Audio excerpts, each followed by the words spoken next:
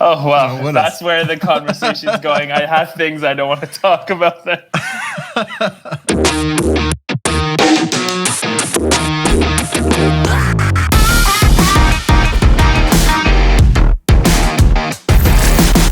Welcome to the Exotic Pet Collective. My name is Richard, and today we've got a very special guest joining me. But first, I want to thank the sponsor of today's podcast. They're definitely friends of the Exotic Pet Collective. They're also huge supporters of my YouTube channel, the Tarantula Collective, and just all around good people. And I'm talking about tarantulacribs.com. If you want an amazing enclosure to really show off your favorite species of tarantula, I highly suggest you check out tarantulacribs.com. They have high-end acrylic enclosures with magnetic locking doors that are all the rage in the community right now. But they're not just for tarantulas. You can keep true spiders, isopods, or pretty much any pet invert that you may have. They're very popular, they're selling out very quick, but if you go to their website and they have some enclosures in stock, use the code TCollective10 at checkout. It'll get you 10% off your entire order. I use their enclosures a lot. I'm a huge fan of them, and I highly recommend them. You probably know him from his YouTube channel. He's got a large following there, a little over 116,000 subscribers. Also on Instagram, Facebook, all over the place. He is a passionate exotic pet keeper and educator. I believe he's in Canada, but we'll get to know him a little bit better during the process of this conversation. But I want everybody to give a big, warm welcome. First time ever on the podcast to Dayyan from Reptiliatus. Hey, how everybody. are you?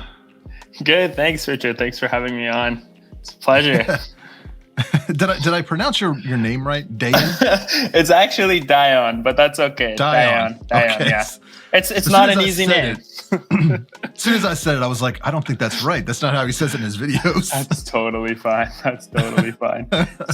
The spelling almost doesn't make it easy either. It's actually an Arabic name, so it's kind of a tricky one. Yeah, technically there would even be a hyphen on the A, the last one. But yeah, so.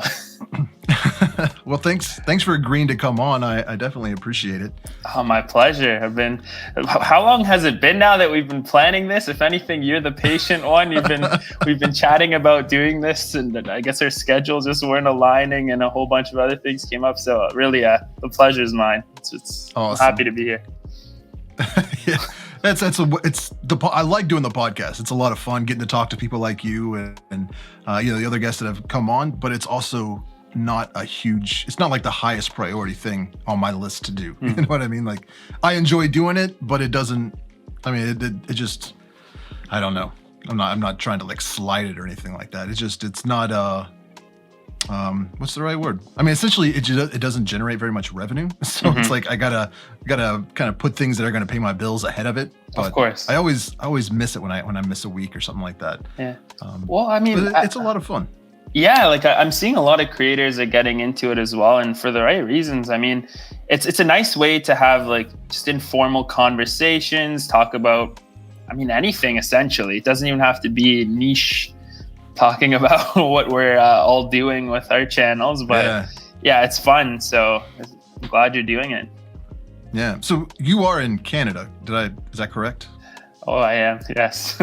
I guess should be. Yeah. Are you guys still pretty locked down?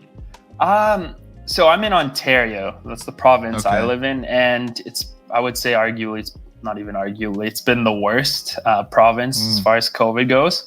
And I've been, following the measures pretty strictly, but I will say in the last little while, I'm kind of still following the lockdown. I'm not really sure where we're at. We're in the process of lowering the measures now because things are easing up with the vaccination rates increasing. And I got my first jab a week ago, which I'm happy about personally. And so things are getting better for sure. But I've heard that in the States, it's just like, really, you guys are on your game for, I guess, opening back up or already opened back up for the most part, from what I hear. Yeah. It's like it didn't even happen here right now, at least in the state I am.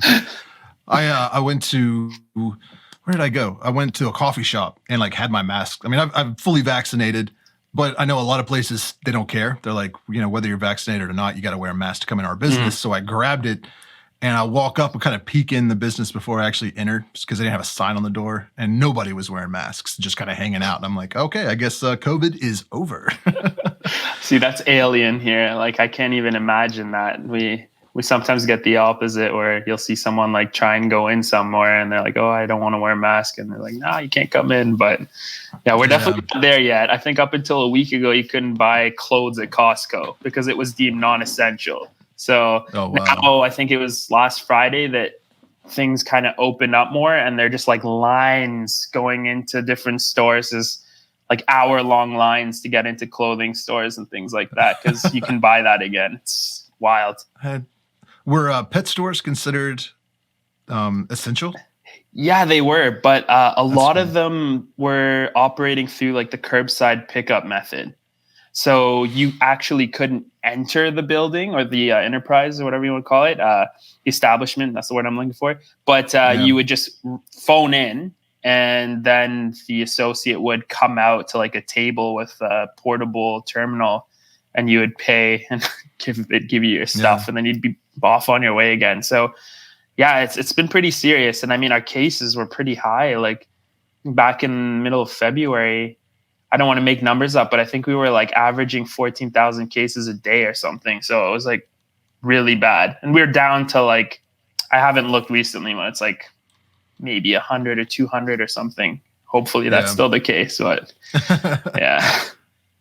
Yeah, there was the pet stores, at least where I am, there's not really any locally owned pet stores. It's all like chain, like national chains, like Petco. It's pretty much Petco and Pet Supplies Plus. That's all we got. And it's when it first started, like they just closed for a few days. And I'm like, hey, I got shit I need to buy. Animals need food. Grocery stores are open. And then they finally opened up, but it was like noon to 5 or something like that. And I worked 10 to 7. It's like Monday through Friday. They're open Monday through Friday, noon to 5. I was like, this is impossible. And it was, they wouldn't sell any live animals like that. Like they had them. They had snakes and tarantulas and, hermit crabs and hamsters and all that stuff. But they were just selling like supplies, I thought that was weird. I was like, you're open. People can come in and buy dog food. Why can't they buy a bird? But whatever. No, it's funny you mentioned that. When I look back to, I think things started really getting intense here. It would have been like March 2020 or so. And I remember like everything started closing, and then I guess they're figuring things out, what was considered essential or non-essential. And I didn't even want to wait for them to figure it out. Like I should have assumed that obviously people need to feed their pets, so that'd be essential in some way. But I remember I went and like stocked up on like my fruit fly media. I bought some of that like Rapashi grub pie in case there was some monopoly on feeder supplies, like, the flow feeders being available. So I wanted like some kind of food I could just store, canned stuff. Like I didn't go full AWOL or anything, but I just like, stocked up on a few things just to be prepared. And I mean, it ended up not being that bad at all. Like, you could still get most things. For a while, weirdly enough, we had like a several month shortage on superworms of all things. But it's so random. But other than that, we were good. That kind of makes me feel bad about what I was about to say. When all that happened, I was like, mainly I use crickets for feeders for my tarantulas and geckos and stuff, but in a spot I'll use superworms or mealworms. And when all this started happening, people are stocking up on toilet paper and all that stuff. I was like, I'm going to buy all the mealworms they have at the pet store because I know I can keep them alive and breeding and all that. Had a whole colony going. And then a few months into it, I'm like, the pet stores are back open again. I really don't want to take care of this colony. We'll just feed them off and get back to it. But yeah, so hopefully I didn't contribute to your shortage of superworms. No, I think you're good. Unless you had like half your room over there, like breeding supers, I think we're good. But that was a pretty smart move on your part, honestly. It's a good idea to have like a feeder that's easy to breed and keep going. Yeah, but my wife was making fun of me because I came back with 3 gas masks and a whole bunch of feeder worms. And she was like, what are you preparing for? I'm like, I don't know. There's riots in the streets and virus in the air. I don't know what's happening. We're going to be ready, though. I mean, if you're into entomophagy, you can actually eat those mealworms. But if it came down to it, if it was full-blown Armageddon, you'd have a food source. Yeah, I just saw on Twitter the CDC or FDA or somebody tweeted a warning about eating cicadas. It's like, is that a problem? Are there that many people out there right now eating cicadas like right off the ground? It's funny you mentioned that. I think I saw a bunch of things where like I've seen posts where people are like, oh yeah, like a lot of like pet reptiles and stuff love them, but I always get worried about that kind of stuff. I mean, I'm not fully informed on what types of parasites can affect a cicada, but I'm sure you've seen like horsehair worms and things come out of mantids and other insects. So yeah, I don't know, like I'd be a little weary of that. But I mean, yeah, I don't know. I don't know anything about it. I just don't feed anybody anything I caught wild. Yeah. That's just yeah. It may be safe, it may not. I don't know. I'm just not taking that risk. Yeah. Well, I mean, it's a whole conversation on its own, but I don't know. The interesting thing is you'd be surprised what kind of things even just the farmed feeders can have too. Like a lot of them will have pinworms and things. It really depends on how clean the establishment is keeping their crickets, for example. They're a big one.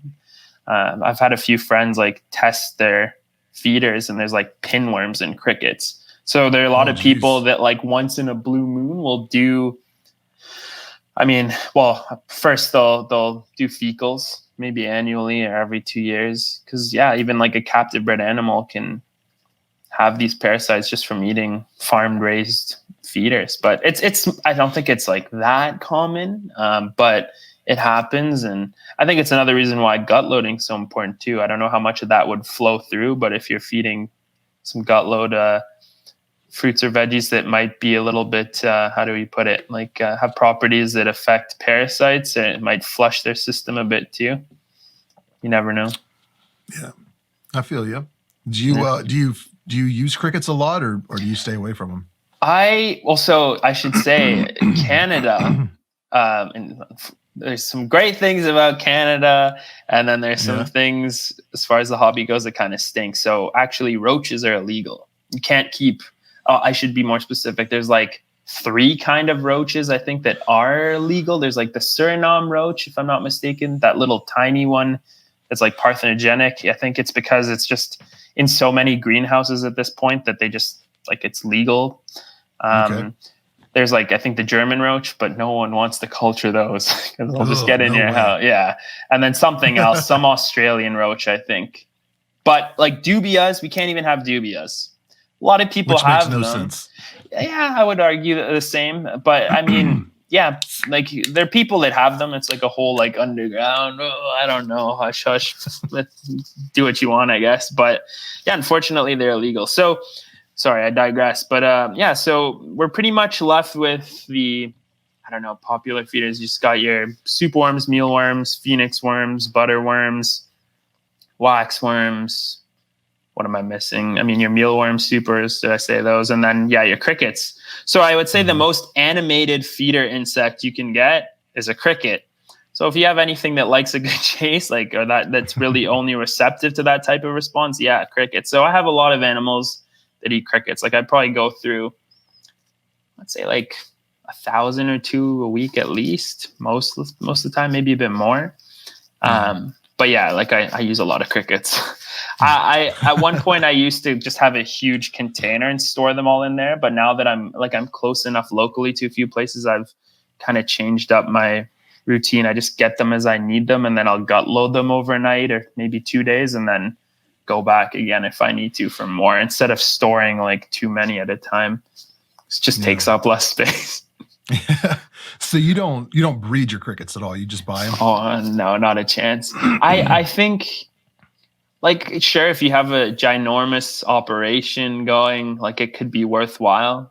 For me, I just don't see the amount of space it would take, because my limited understanding of breeding crickets, like, you're not only just raising or incubating eggs to hatch into pinheads, like you then need a container to raise each generation or size. And it needs to be continuous flow so that the next size is ready or the next generation's hatching by the time you're using up the last one or whatever, right? So I think that would not only take up a lot of space, it would smell terrible, make a lot of noise.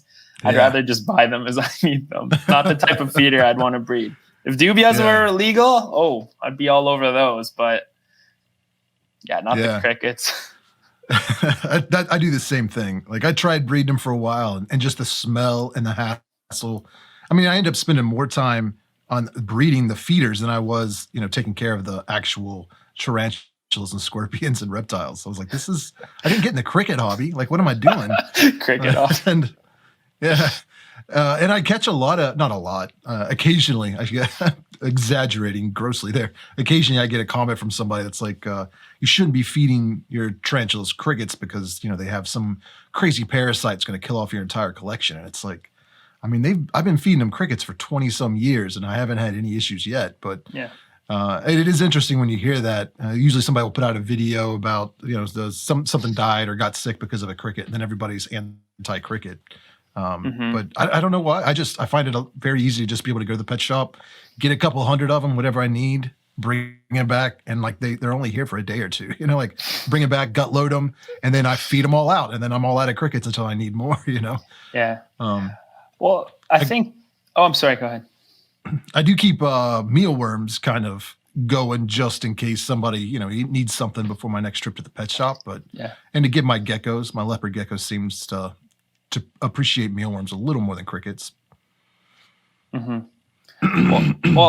Touching on that concern people seem to have with crickets. Sure. I think one thing you have to keep in mind is like, where are those people coming from? Where are those crickets coming from? Like there's so many different types of cricket that people use around the world. Some of them, I think it's the European cricket. I've seen there's like a black cricket.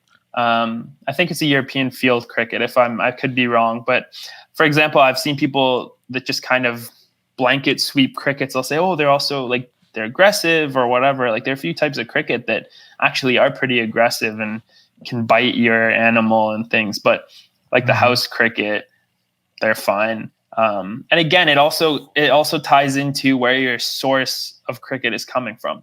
Like I know for a little while there was this concern about I think it was like a cricket mite or some type of mite that could be on the crickets, but that all has to do with cleanliness factors. I've seen people that are really cautious that'll actually dust their crickets with diatomaceous earth before putting them into their container where they store them. Like might be a bit overboard, I think, but you got to do what you feel safe, sure. But I've never had an issue with crickets personally. And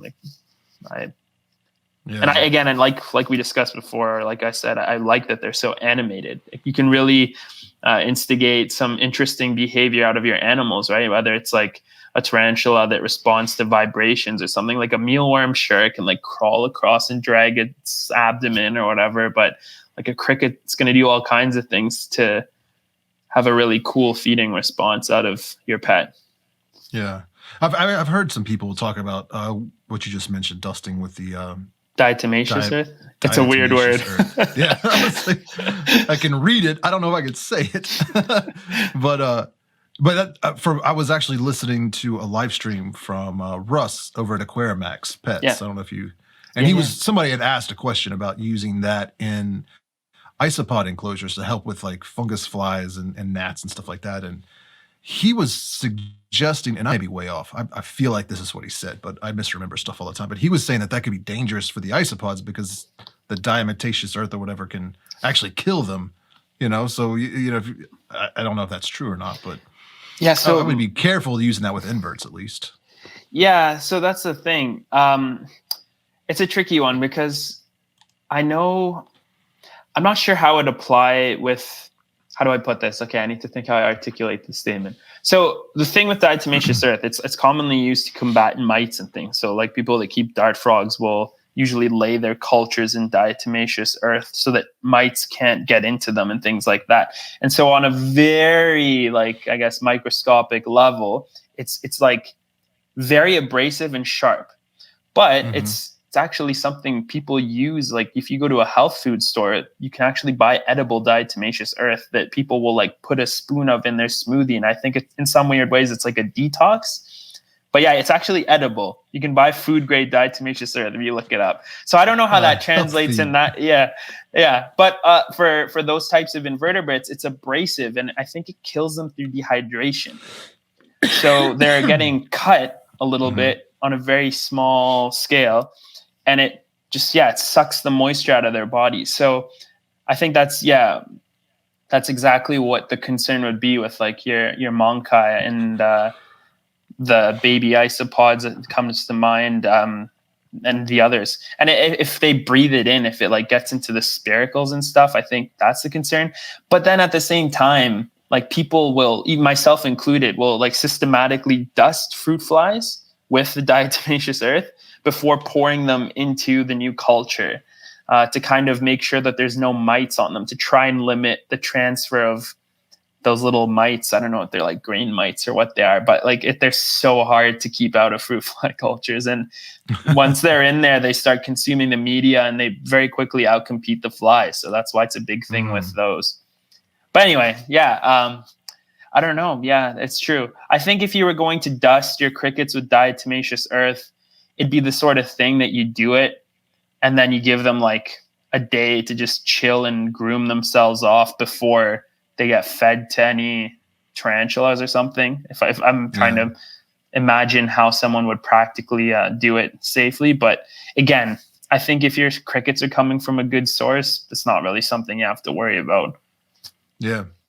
And you probably know a lot more about it than I do. I can't even pronounce the word. Well, it's funny, of all the things that like an iPhone's autocorrect would like mess up on, I didn't know how to spell it, and it like suggested the word to me once when I was trying to text it to someone who was looking for the product. I'm like, dang, how do I spell it? I'm like diatom, and then it just went like diatomaceous. I'm like, what? I'm like, you think like misspells my name, you get diatomaceous? But yeah, it's just funny. Yeah, the autocorrect is especially with when I'm talking to people, and we're using Latin names for tarantulas. Like some of the stuff it changes it to, I'm like, oh, that was offensive. I'm very sorry. I should have proofread that. Oh, that's funny. That's funny. Yeah. Latin. Huh. So how exactly did you get into keeping reptiles and starting a YouTube channel and all that? Yeah, for sure. Where do I start? I mean, I personally, I say this and I always word it the same way. Like I was always that kid that just obsessed with dinosaurs growing up. Like for as long as I can remember as a small child, I just really had a fascination for dinosaurs and then reptiles. And I remember watching like Bill Nye the Science Guy as like a 5-year-old, and there were a few episodes on reptiles and amphibians. And I remember very vividly watching an episode where he distinguished the difference between amphibians and reptiles, and like that really stuck with me too. And I think it's always been a very like special passion for me. I mean, even if it's just as a child biking over to a pond and watching tadpoles. I remember when I was in grade 1, a friend gave me a few toad, I think it was like the American toad tadpoles, and I raised a few and released them, which I guess now is probably not the right thing to do. I mean, yeah.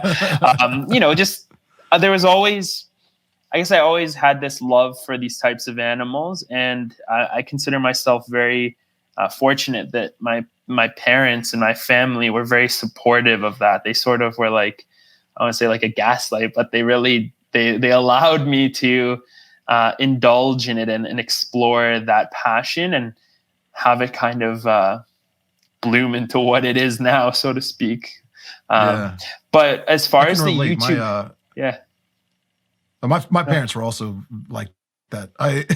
But I would go out and not knowing, maybe they weren't even endangered at that time or protected, but would go out on like Boy Scout camping trips and stuff like that and find salamanders and capture them and bring them home and raise them. And then it's like, now I talk about that and people are like, you can't pull a salamander. Like they're a protected species in this state. And I'm like, oops, but turtles and frogs and, all that kind of stuff. And my parents were very supportive of that. I remember I got a couple of hamsters once, and I didn't realize they were a male and a female, and they ended up having babies. And I didn't know what to do with them. And my dad was like, well, take them back to the pet store. Maybe they'll buy them. And the guy was like, I'll give you $1 a piece store credit, so you can use it to buy bedding and food and stuff for the hamsters you have at home. And that like thing in my brain went off. And it's like, I'm breeding hamsters now. I'm making money. So I just started breeding hamsters to the point the guy was like, I can't buy any more hamsters from you. Like, stop it, kid. But yeah, gosh. it was like our playroom in our house was essentially an animal room. It just was birds and reptiles or mainly amphibians and hamsters and turtles, stuff like that. But yeah. That's amazing. I mean, it sounds like you almost had more than I did. I think, yeah, for me growing up, I think they were mostly at different times. It was like we had some fire-bellied toads, had a little fish tank. We had 4 budgies. I had a hamster at one point. And then I think, my first reptile was a bearded dragon. Nice. And great pet. She was really awesome. Her name was Cobra. One. Yeah, like they're fun. I think, I mean, I think one of the things so nice about them is just like how calm their disposition generally is. So I think they make for a great pet that you can kind of handle, or that has less of a flighty response. So if it was like an animal that you were hoping to kind of educate a child with, I think they're handy for that. But I also do like to see like all the big strides and leaps we're making in advancing their care and husbandry, because I feel like there's a bit of like an obesity epidemic with bearded dragons. People just overfeed them so much, among other things, or just don't keep them quite hot enough. And you're starting to see this shift now, people doing it a bit more different, which is good. But no, they're really great pets. Like, they're so awesome. Yeah. But you had asked. Topic. Yeah. What year were you born? How dare you? I'm just kidding. 1992. Okay. Yeah, I'm 29. You mentioned Bill Nye, and I'm like, I just missed Bill Nye. Mine was Mr. Wizard. Oh yeah. That was my guy. I've actually heard of that, but yeah, back the dinosaurs be walking down the window, and while we're watching Bill Nye, right? So, yeah, it's crazy. That's funny. But no, sorry. How did you make the? Oh, go ahead. I think you're about to answer what I was going to ask. Oh yeah, no, I know I said a lot there, but you asked how I kind of how I started YouTube. Was that what you wanted me to answer? Yep. Yeah. So I think the first time I heard about YouTube was my buddy was walking home from school in like grade 9 or 10. And I'm like, what's YouTube? And his reference was something about like some talk show where someone made a joke that you could punch a keyboard and press enter. I don't even remember what comedian said it. And there'd be a search result on YouTube. So I'm like, let me look this up because it just sounded funny. And then, you see like the how to be ninja videos. And if like, I'm an old timer, I've been on the platform since I think 2009. People don't actually realize that. But yeah, like I was on there, and I think something kind of inspired me to look up reptiles that I was interested in. And at the time, I mean, I think that's how I found Brian, and he was already making videos under snake bites. And then I found I started to see they're just like individual hobbyists. They were just showing their pets. Because at the time, like, I don't know if we want to call it pet tube or what. Or just hobbyists that keep exotic animals showing their pets. Like, that was, I want to say, it was sort of in its infancy on the platform.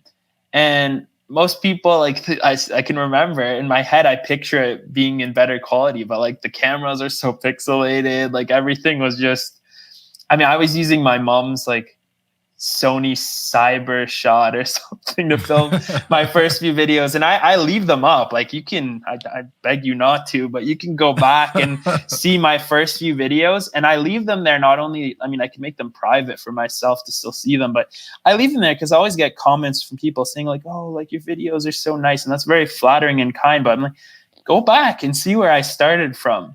It's a process, and you refine it over time. But yeah, so I saw a few hobbyists that were making their videos. I was like, I could do that. I think at the time I had my bearded dragon. I was already super into carnivorous plants. So I had a little greenhouse full of like different plants and mosses I was growing. And mind you, this is me in grade 10. So I guess I was like 15 or something, 15, 16.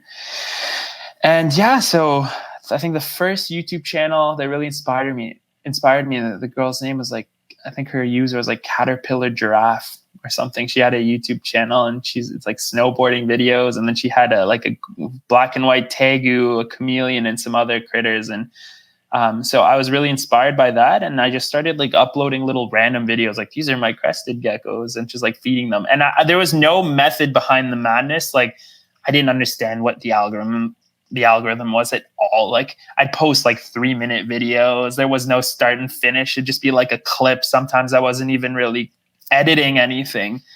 But yeah, I just started to kind of, I remember when I had my first subscriber, and then it just kind of took off a little bit. I think taking off is a bit of an exaggeration, but I really loved the sense of community it was creating. And I mean, yeah, I kind of just went about it like that for a few years.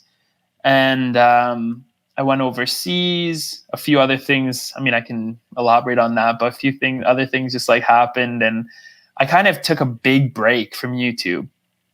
And it wasn't something I didn't like or anything. It was like, I don't know. I was in school, for example, and I wasn't really uploading then. I feel like every year I would still take the time to just randomly post like one video to show I still existed, sort of. But I think it wasn't until maybe 2015 or so that I was like, nah, like I really miss doing this. Let me just like get back into it. And that's when I started posting consistently more consistently. And the channel really started growing from there. And I had a few videos that really took off too, that helped like really start the engine back up, so to speak. Yeah. And I guess I'm kind of where I'm at now, and I love what I'm doing. And it's great. Cool. Thanks. Yeah. Yeah. I'm always curious about that. I mean, because I remember YouTube for me initially was somewhere to watch like prank videos, skateboarding videos, and music videos. Like that was the extent of my YouTube usage, but it was probably around the same time you're talking about. And it kills me because like I had an account that I probably created and not too long after YouTube kind of like started to become a larger platform, but I lost the password to that Yahoo email address, and so I can't log in. So I just started a new one in 2012. So I mean, this account I've had since like 2012, and it's embarrassing because I didn't even know what a pet. I mean, just kind of shows you how segmented YouTube can be and just how large it is. Because pet tubers was a phrase I had never even heard of. Yeah. Until I started posting tarantula videos. And people are like, I'm like, what is that? And then people are like, well, check out Tarantula Cat or people I don't even know. I can't even think of their names. But I mean, they got millions of subscribers and they just have like a house full of birds and reptiles and mammals and Tyler something and Taylor something, and usually they weren't saying very nice things about it. But I'm like, well, I don't want to be that kind of person. So I like start watching their channels and I'm like, so this is a whole niche on YouTube I was completely unaware of. I just kind of stumbled into, and I try to stay away from that aspect of it. But it's if you're talking about animals on YouTube, you just get lumped into that kind of category. It seems. Yeah, I mean, I don't know. It really just depends how you go about expressing your interest in what you're doing. Like, I don't know. I think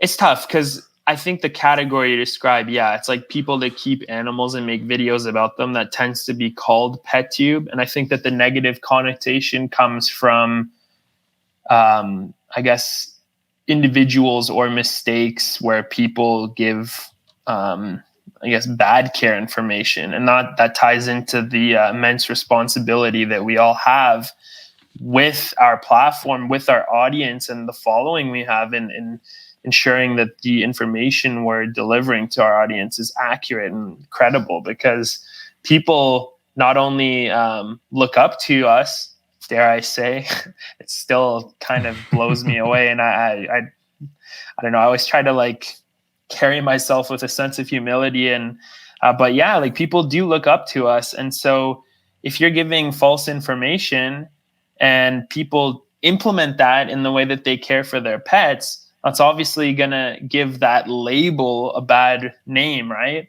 So, I mean, I don't take too much issue with like the term pet tube. But yeah, there's negative connotation that's like put to it that kind of makes a lot of us not want to be associated with that title. But if anything, I think I just like strive to be the standard I want to see. Call me what you want. Like that's just categorize me how you like. I'm just doing my thing. It's a lot easier said than done, though. I mean, I understand that, you know, some channels out there have got a lot of flack because they just get in over their heads. They just are buying way too many animals and can't take care of them properly, and they end up dying or getting sick or mistreated or neglected, whatever. You know, but I think that that's a small percentage. You know, that's not like as common as maybe it's made out to be. But just from what you were saying, like, we have a responsibility to put out accurate information and not give out. I mean, that's difficult. Like, I mean, I've made videos, like, for instance, I made a video on the Brachypelma vagans and uploaded it on a Tuesday.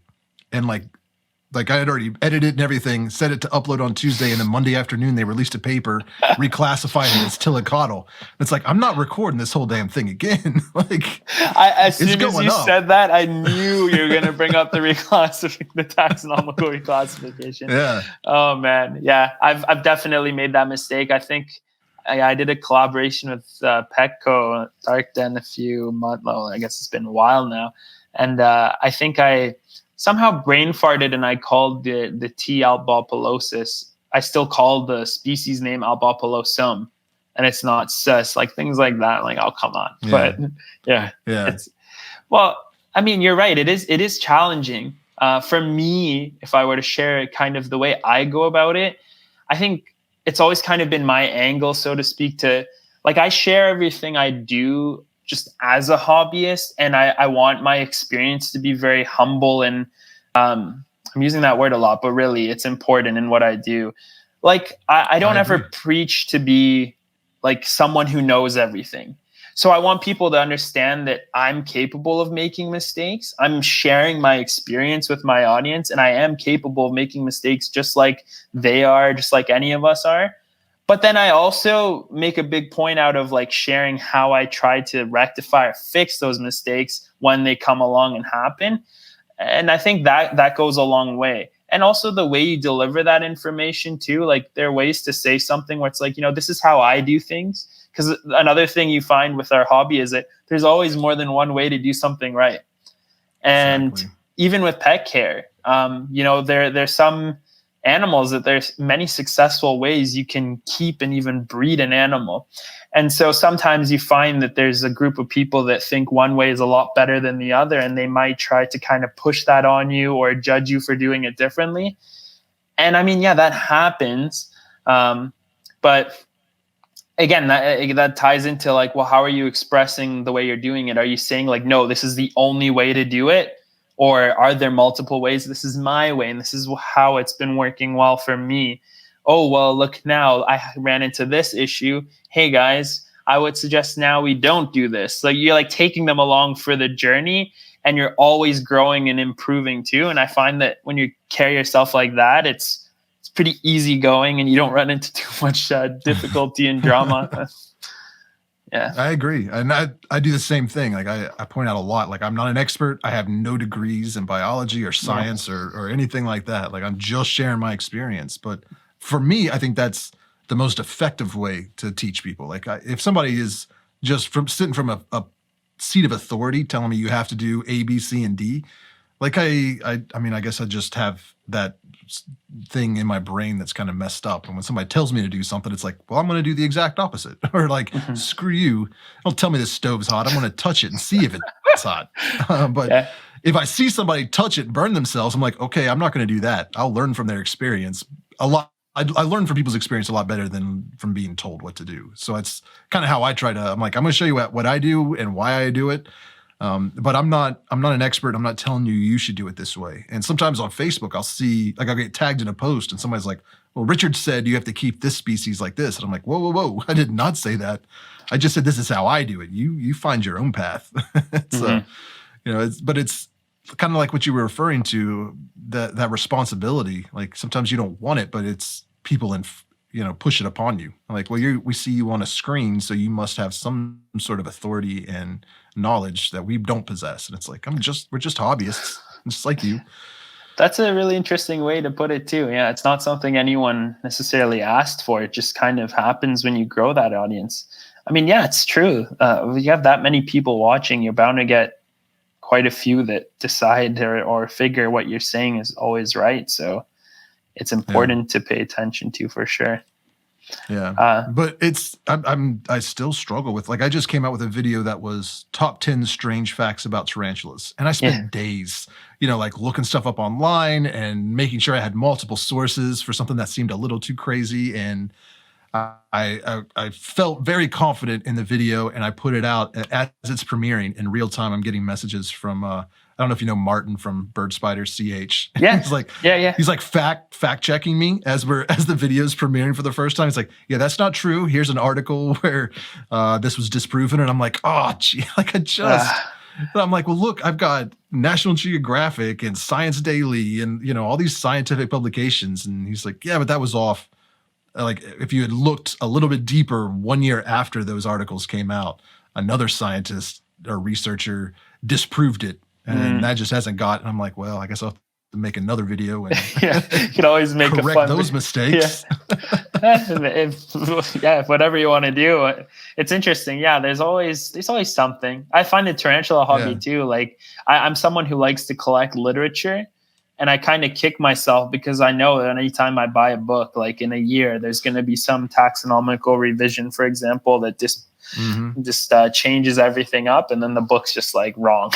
But I don't know.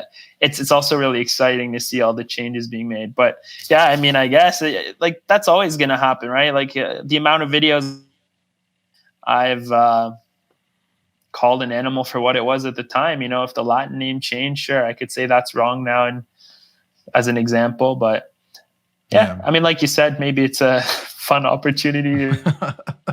Specifically, it was something I had not even really heard of until I started like trying to find strange facts about tarantulas. And then it was talking about these German researchers discovered the Aphonopelma samani, while studying the Aphonopelma samani, that it was producing like a gooey, silky kind of substance from its feet.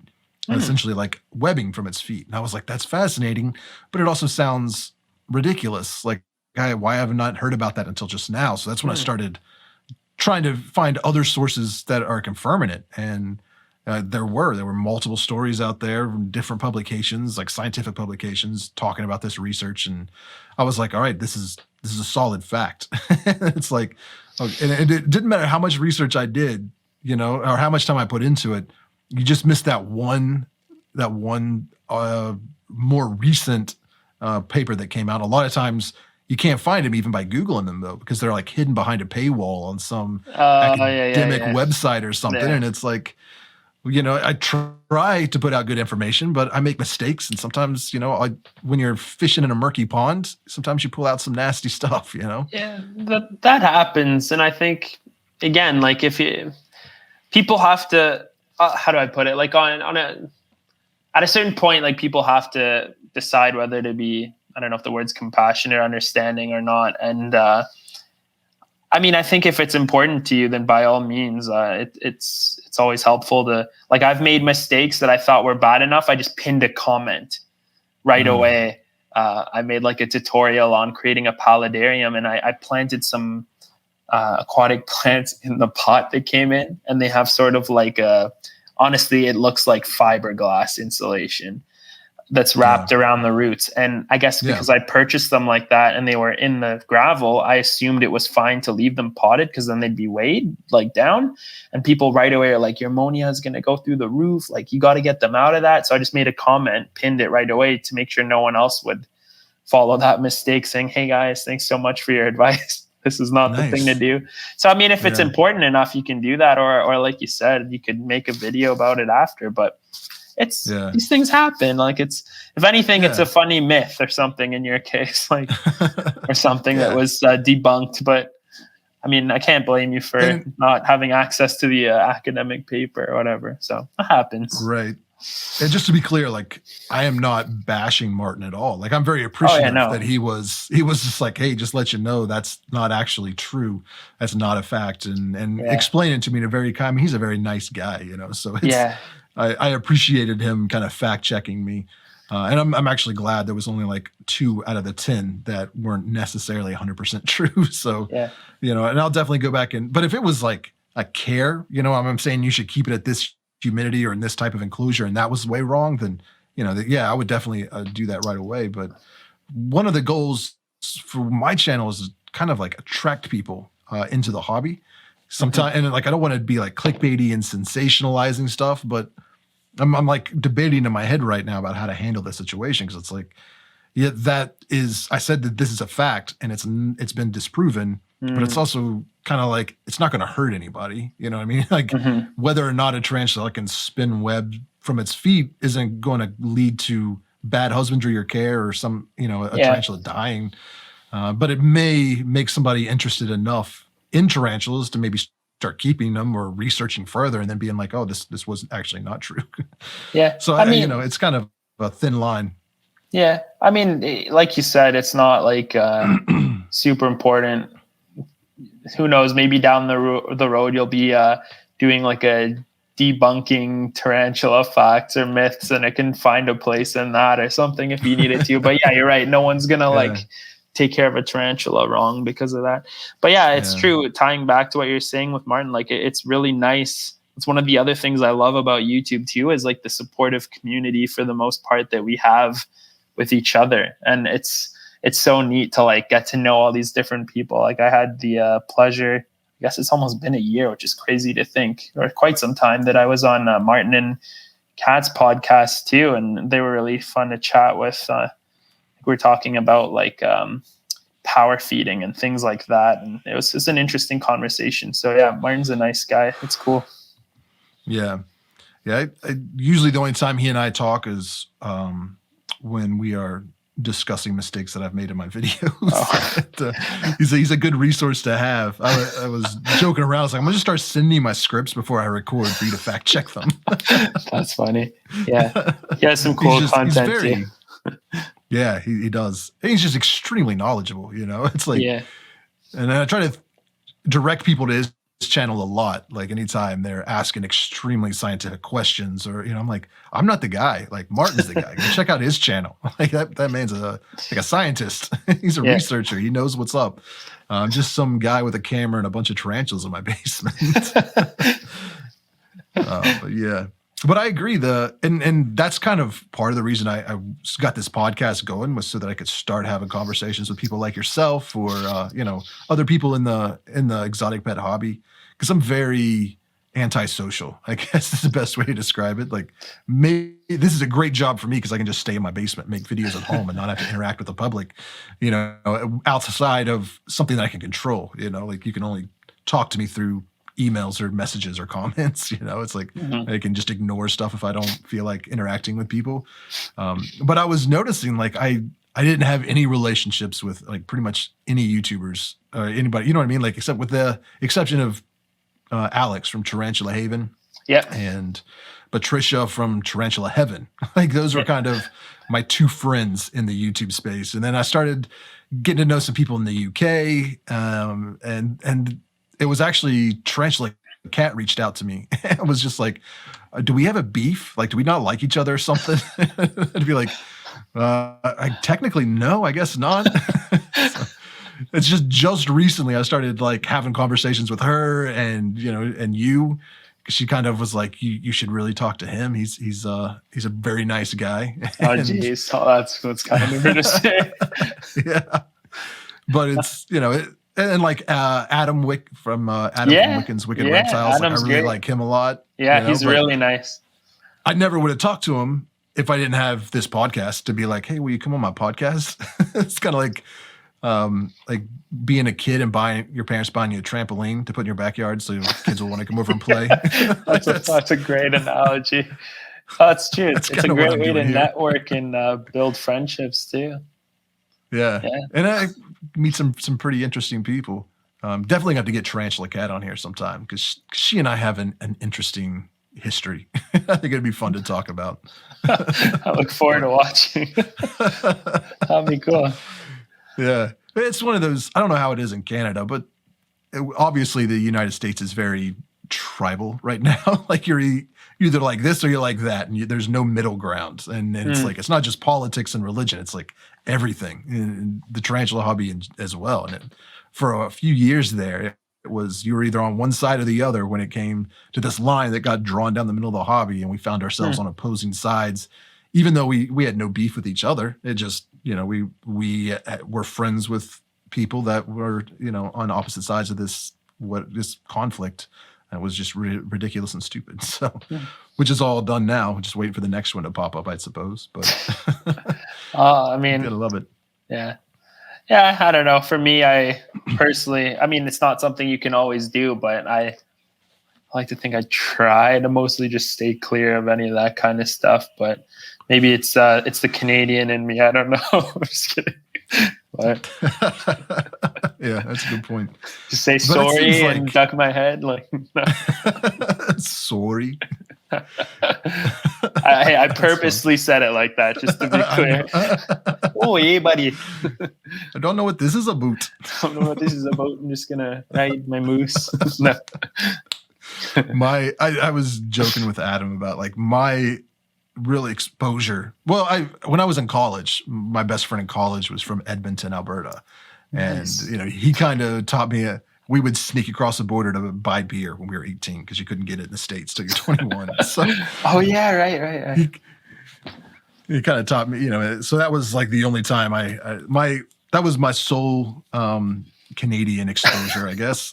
And I spent a little time in Alaska, 5 or 6 months, and that's not Canada, but there was a lot of Canadians in there for whatever, I guess, it's Alaska, whatever. So I kind of got to meet some people there. But then, it wasn't until Letterkenny came out. I got obsessed with that show. So, like, in my brain, that's what all Canadians are like. Oh, gosh. That's unfortunate.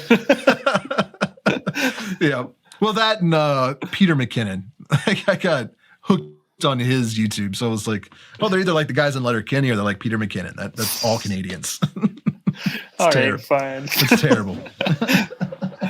Oh, man. I don't know what that's about. But, yeah. That's kind of what got me into YouTube, though, is I was enjoying watching like Casey Neistat and Peter McKinnon, and seeing those channels like really kind of blow up over the years, and then I started watching like tarantula videos, and I probably didn't even know that there was people outside of like Tarantula Guy 1968 or whatever that is. Rob C or whatever, right? Yeah. Like I knew Rob, and then John 3800. Yeah. Like those were the only tarantula channels I knew about. And then something possessed me. I was probably at work bored one day and decided to like just check tarantulas on YouTube. I don't know exactly how it all began, but came across like Tom's Big Spiders and Petco when he was like still in his apartment, his first like 20 videos. And I was watching him and I was like, I enjoy this, but I also enjoy Peter McKinnon. Like I want to like try to marry those two styles. Or not, I didn't want to. I wanted somebody to. I was like, why is nobody out there with like nice DSLR cameras doing cinematic tarantula videos? And after about a year of bitching about it, I was like, maybe I can try. I don't know anything about cameras, but we'll try, see what happens. It's been a frustrating journey ever since. So that's so cool. You didn't have any camera experience really before that? None at all. Wow. Okay. Like when I was in high school, I wanted to get into photography, and my parents were like, no, you're not allowed to do that. It's too expensive, and photographers are weirdos that take pictures of naked people. They were very religious. Yeah.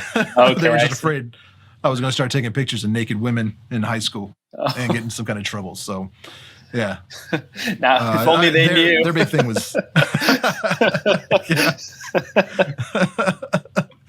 and they were big on pushing music. They were like, that's your future, is in music. And then, they were like, I think they wanted me to be a band director or something. And then by the time I got into college on a music scholarship, they were like, don't to go into music education. They are slashing budgets all across the country and consolidating schools. And there's a third of the jobs that there was 10 years ago. And it's like, well, I guess I'm not doing that. So figure out something else.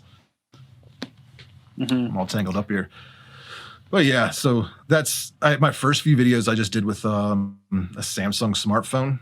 And just started with that. And then this guy I worked for he wanted to give me a Christmas bonus and was like, here, I'll get you a DSLR. Well, it was a mirrorless camera, but it was like a Lumix G7.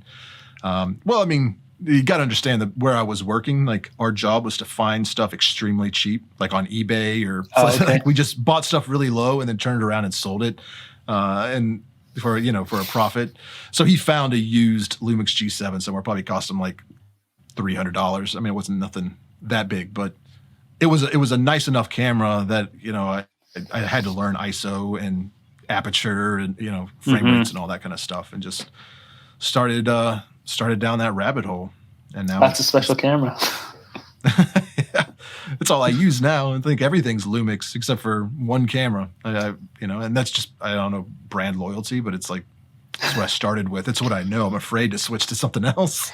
Man, that's so cool though. I honestly never would have thought that you got into photography and using DSLRs through your YouTube experience. Cause I always will be like, man, Richard's footage is so intense. It's so good. It's like you're watching a National Geographic documentary in his basement. I literally will, you can ask Kat, I'll say that when I watch one of your videos. It's like, what the heck?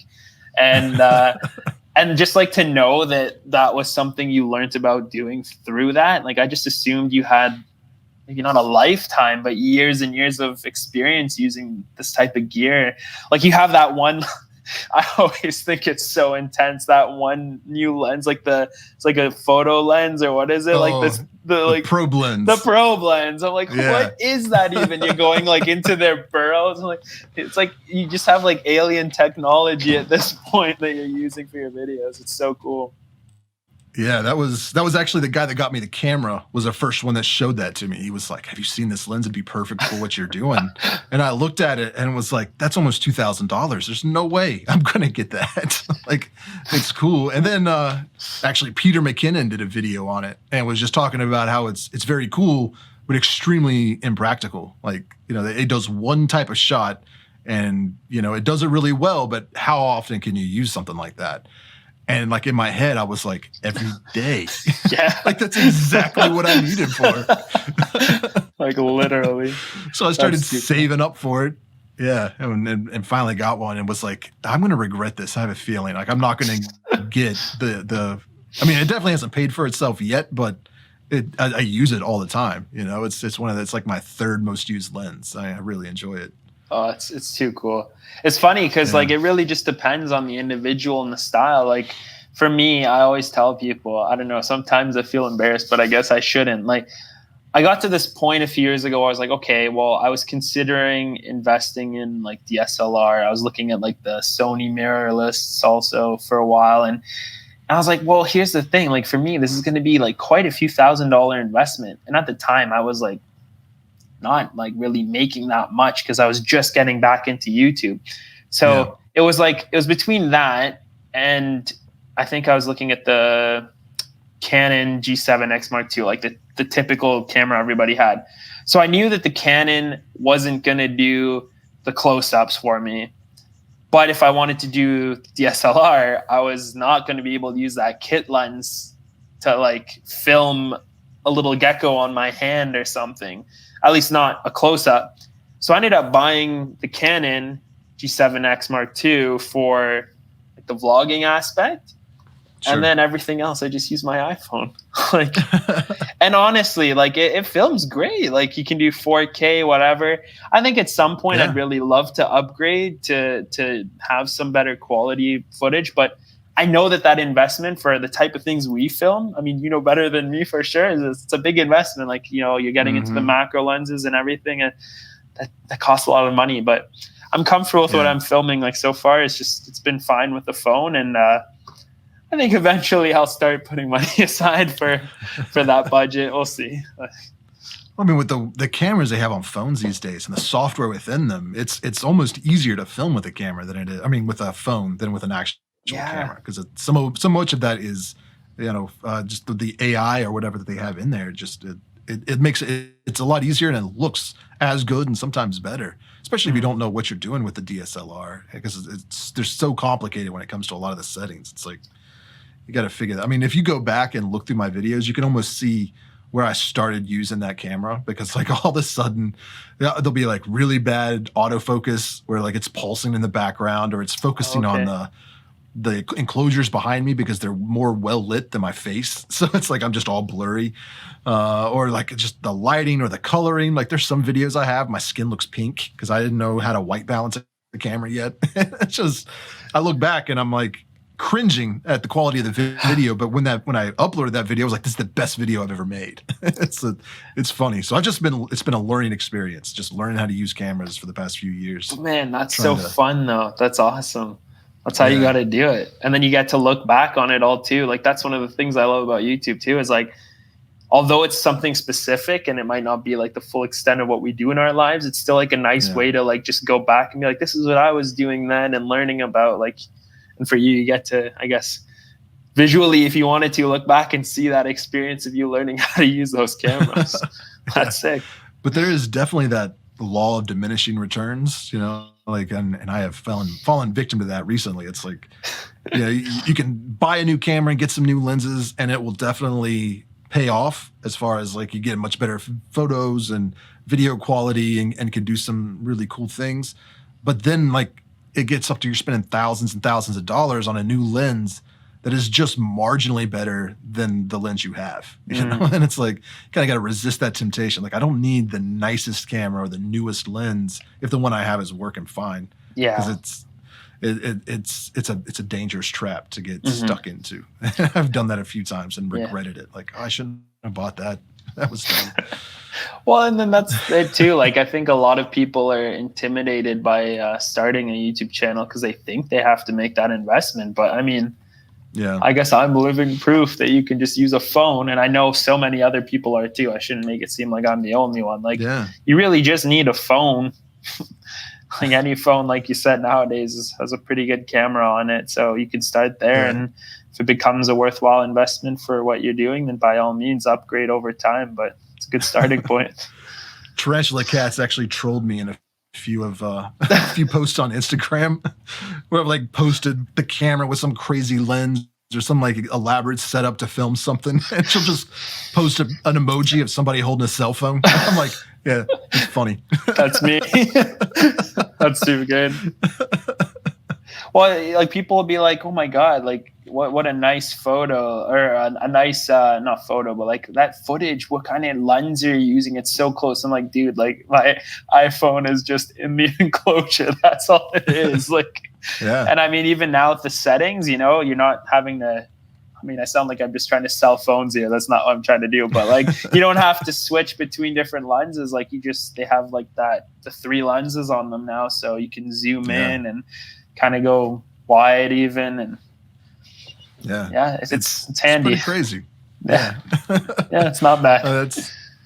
That's part of the, like, when I saw they were coming out with like the new iPhones and the new Samsung Notes with like 3 and 4 lenses, I'm like, so I don't even really need cameras anymore. Like I could just get rid of all this stuff, do everything on my phone. But I couldn't use the probe lens. That's the only that's the only reason I keep it.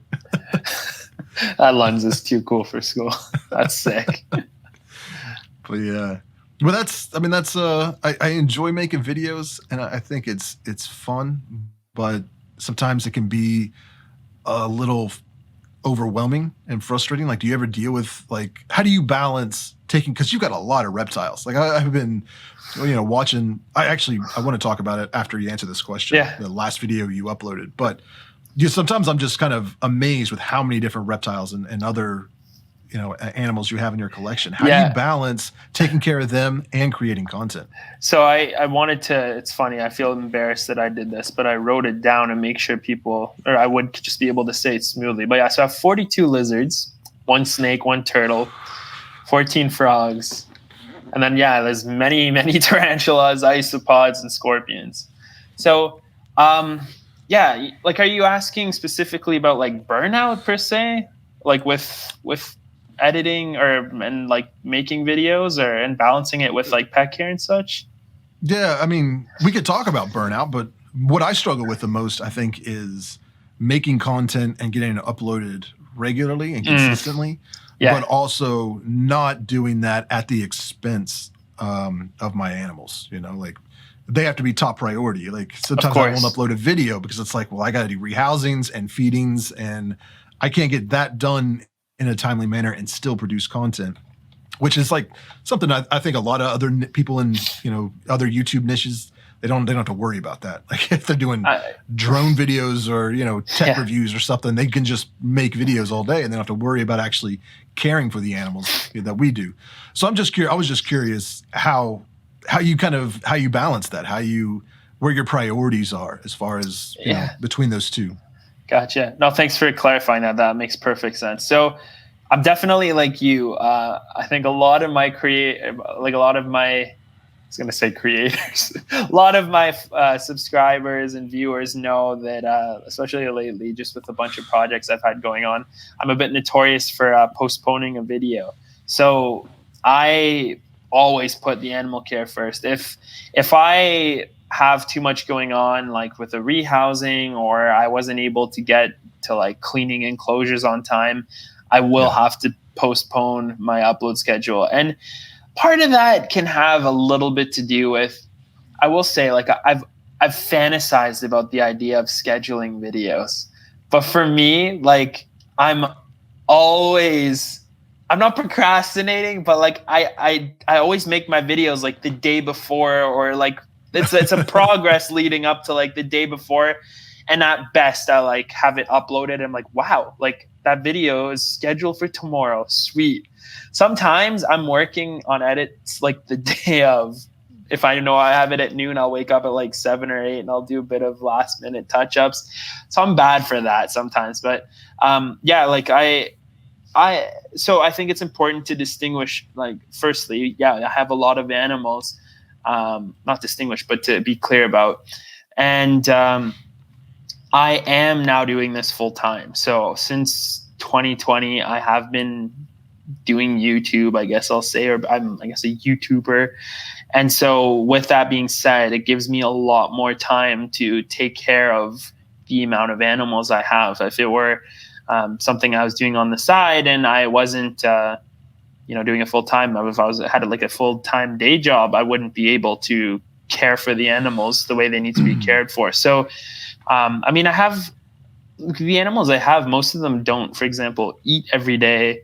So that makes things easy to deal with. So usually I'm, splitting things up throughout the week.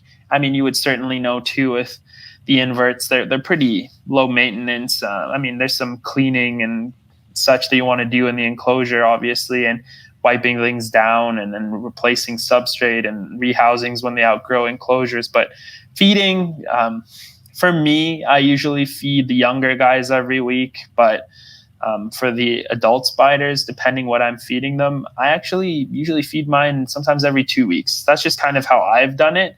I'm not like super intense about this, but I am someone who generally tries to keep my spiders' abdomens not like way bigger than the carapace. Like I just feel like that's kind of a good thing. And I'm not against power feeding. I do like to get small spiders out of that more fragile, delicate size sooner. So I do like to grow them up quickly if they're sort of a more delicate spider. But the feeding schedule is pretty easy. I have everything kind of divided out throughout the week when I'm doing what for what. But if I'm skipping something, then I will compromise the upload date for the animal's care, like for sure. And that's just kind of how I've done it. But it can be tricky. You're right.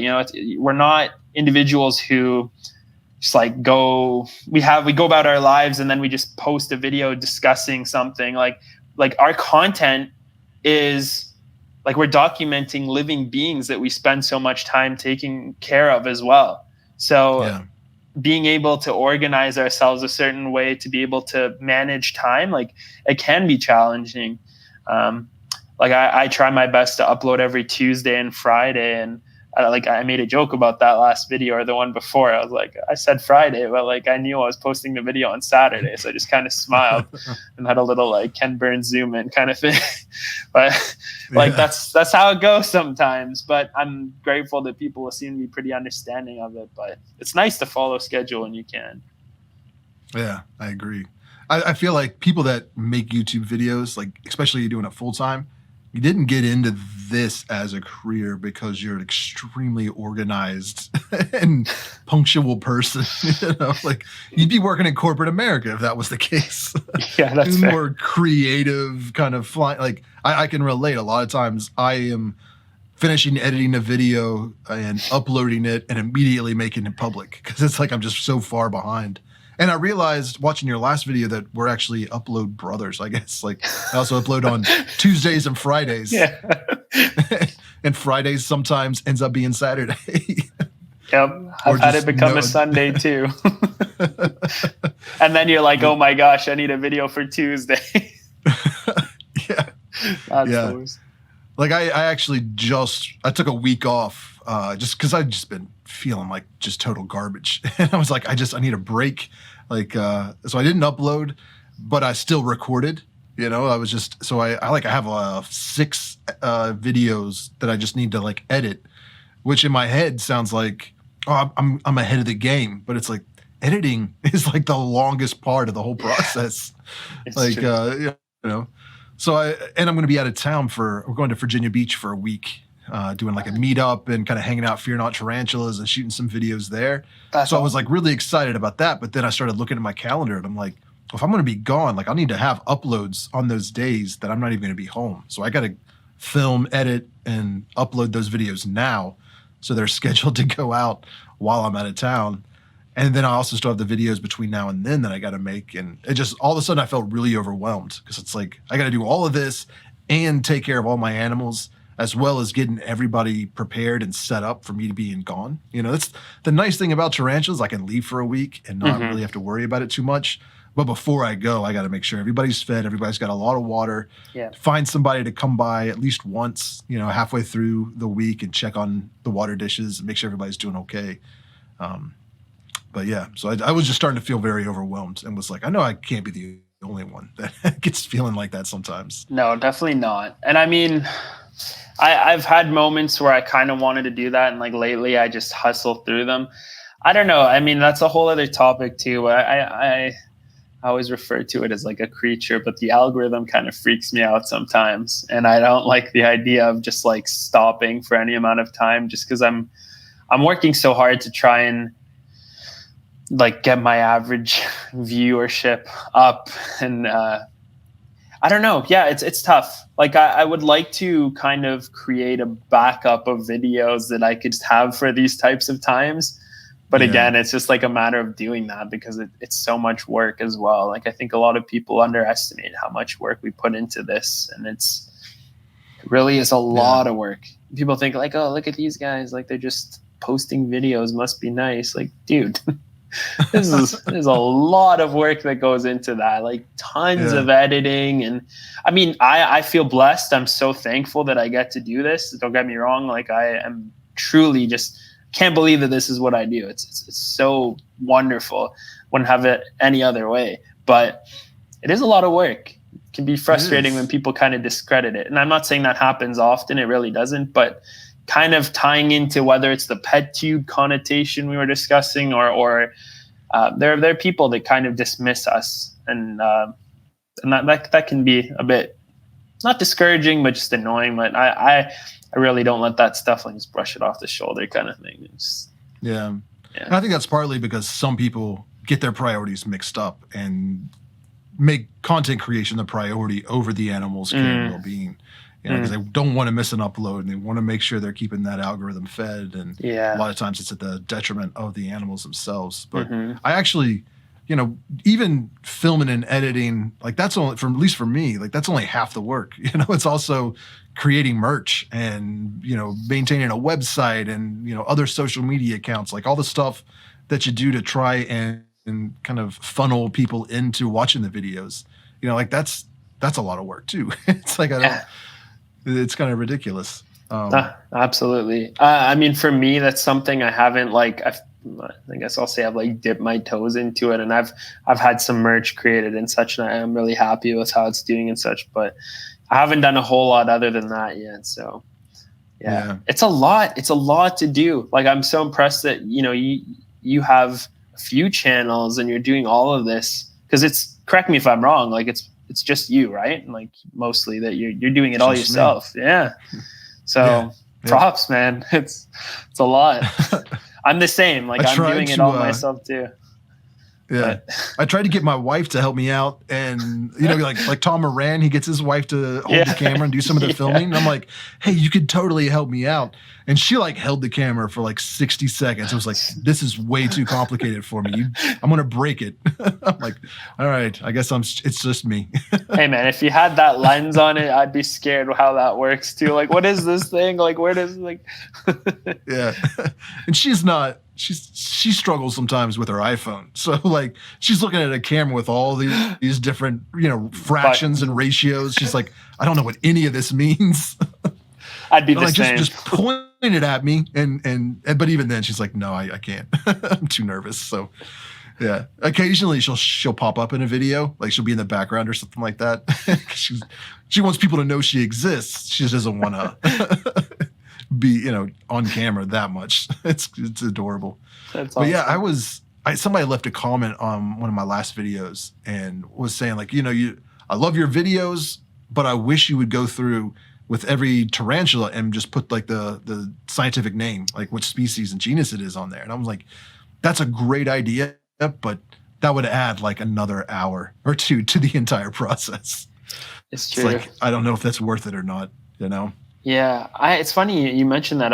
Who knows, might even have been the same person. I had someone ask me that too just recently, and I'm trying to make more effort to do it now. Because oftentimes I'll at least say what it is, but I mean, we both know. Look at like that diatomaceous word, for example. Like, I can say like Chromatopelma cyanopubescens. You're like, sorry, what? Like, come again? What was that last thing? Would you even know those were two separate words when you say it like that? Like. So, I mean, when I'm doing like species specific videos or like a top 10 list and I'm talking about a specific tarantula, I will put the comment and the scientific name on there and say it, as well as have a little lower third graphic that, has it written out. But some, like I call them my I don't even know what I call them. They're like my shortcut videos or my easy videos, where it's like I come up with an idea and then I just record myself talking about it. But and then I just use footage that I recorded previously. It's kind of almost like a compilation, just like pulling all this footage from all these different folders, and some of them I've used in other videos, some of them I haven't, and I just use all that to make a new video. It makes it a little easier. But in those cases, like I may have like in talking about one topic, have 10 different tarantulas in there. So it's like that's a lot of work and a lot of processing power to like put in all of those graphics for a 5-second clip of a tarantula walking across a table. It's like, I don't know if I got it in me, buddy. I will try, but I don't know. It's true, because in my head, I'm thinking like the little automatic title choices you can choose in your editing software, but like yours are very, very professional. Like, you have graphics and everything. So when you put it like that, I was like, oh yeah, right. Who am I kidding? This is Richard we're talking about. It's gonna be like pretty epic. So yeah, that would take more time. I mean, I know what you mean though, because I did a video a few months ago where I visited a Canadian reptile breeder, and he showcased a bunch of his animals. This was pre-lockdown, and it took quite some time just to get all the species names and everything labels and get the titles in there. Like, it takes a lot of time. Must have been quite a few I had to write up and insert, and you want to make sure it's all right, and it's a lot of work. It does add a lot. And sometimes that's where I screw up, because like I have like an external hard drive that just has folders of all the different exotic pets that I have down here. So when I'm filming and stuff like that, I put the footage in their proper folders. Occasionally the wrong tarantula, like the wrong footage goes in a folder, and I don't even realize it. So I think I'm pulling, because there's some species that look very similar, like Homeoma species, blue Peru. and I can't even remember the other tarantula. I get it mixed up with all the time. Oh, I know. Bonatina cyanophemer, I think, is what it is. They're both kind of like navy blue with I don't know. Like when you really look at them closely, there's definite like their carapace is different. But sometimes like I put it in the wrong folder and I don't even think about it. I just pull it out, drop it on the timeline. We'll label it, and then I'm watching it. I'm like, oh shoot, that's wrong. That's the wrong species. Oh gosh. So just going to avoid that. But what can you do? Yeah, it's probably not easy for organizing things.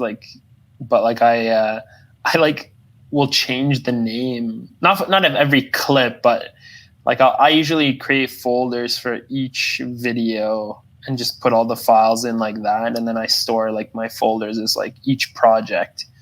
Yeah. So, and then like I'll sometimes label some of the clips with like what it is. So then I just change the name of a file, but that can be really tedious too, because then you'll like look up whatever lizard, and then there's just like you have to go through all of that. So yeah. And much more complicated than that. Like I do that initially when I'm making a video. All the footage goes into one file, and separated it out. Which camera I recorded, if it's A-roll or B-roll. But then once that's done and I've posted that to YouTube, then I go through all that footage and I separate everybody out into whatever species they are. Mm-hmm. And then, so that's usually where my mistake comes in. But I'm getting a new computer in a few days. It's actually in the mail right now. So hopefully this whole process will be a lot better with a computer that's actually built for editing videos. Yeah. Very exciting. But speaking of complicated stuff, though, I was watching a couple of your last videos, and I'm going to screw this up because I'm not a huge reptile person, but okay. you had built a paludarium for Chinese some kind of dragons. The Chinese crocodile lizards. Crocodiles, yeah, that's it. And so I was really impressed by that whole paludarium. Like I tried something similar with a tarantula, and I mean it's working. Like the plants are growing well. I've got a beta fish down in the water tank part, and then like a Carabina versicolor, but it's not as impressive as yours. Like that was what I was wanting to go for, and what I got was, I mean, it's almost like I have just two different enclosures stacked on top of each other, because the tarantula never comes down to the water, and obviously the fish never comes out of the water. So it's like, what was the point of this? But yours looked really cool, and like it looked like it took a lot of effort, and but could you like give us a real idea, like how much time goes into maintaining that kind of enclosure? So honestly, that enclosure is not very high maintenance. The big thing with it is mostly cleaning out the canister filter, because it's kind of at a point that it's been running so long, and the plants that have grown in there, like they take away or store so much of the nutrients produced by the animals that are in there that it's almost like like an aquaponic system. So I'm going in there, like, and it's funny, this is part of that learning process too. Like I recently made a video, or that same video, I do my little question of the day, and it was about criticism and learning from others and encouraging each other. Like a lot of people told me, like when you don't need to be doing water changes that often on that tank. Like it should be a pretty healthy system at this point. Or like you don't want to be rinsing the sponge that's in the canister filter, because you're going to, don't rinse it in the sink, because you remove so much of the beneficial bacteria. And I thought, like, I mean, I'm not completely novice. Like, I know that that's going to happen, but I assumed that the water already and everything else, like, had enough of that bacteria that it'd be fine. I also don't rinse off I guess they call them, like, bio balls. It's like little, looks like clay almost, and it's very porous with tons of surface area for the bacteria to colonize. So this is, like, part of that nitrogen cycle in the tank. So, like, really, once in a while, that filter gets a bit clogged with debris. So I have to like take it all out, disconnect the hosing, clean the gunk out of them. And I'm really only doing that about once a month. The water in that tank evaporates. So I top it up with more like reverse osmosis water. But yeah, like every time I test the water, my parameters are okay. Like my pH, the ammonia, nitrates, nitrites, it's all good. And it's really thanks to the plant growth in there. And the tank, thanks for the kind words. Like it really does look amazing. I catch myself, like I'll be watching Netflix and I'll just like pause and start staring at the tank from the living room instead of Netflix, which is always cool. It's always a good thing if you want to stare at that instead of TV. But it is what it is now. But that's also a testament of time. And I mean that I've had this tank now up and running for almost a year. So I'm sure like, you know, the goal for yours, like that's something that also comes with time as the plants really take over and establish themselves. That pothos really filled in the back of the tank, like with the background and everything.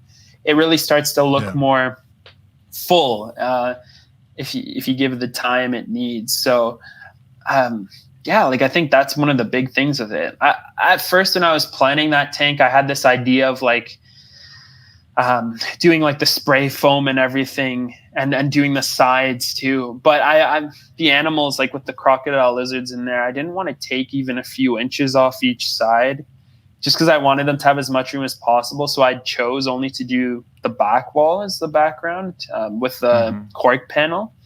And I think that worked well in the end. I mean, there's lots of branches that crisscross and take up a lot of the middle space, and it doesn't waste a lot of like just open space either. It gives them more accessibility to move through it. But yeah, it's one of my favorite tanks, and all the fish are so cool in there too. And it's just a nice tank. Yeah.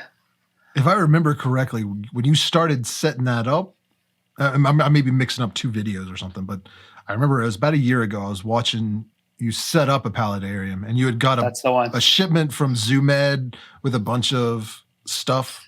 That's the same enclosure? Okay. Yeah, that's the same. Because you messaged me about it saying you were going to make one. I remember that. Yeah. I remember. I saw that. I was like, I was totally going to do that. But it was because of your video when you said you had got a lot of those supplies from ZooMed directly. I was like, I wonder if they'd send me some. So I like reached out to them. I'm like, hey, this is what I'm doing.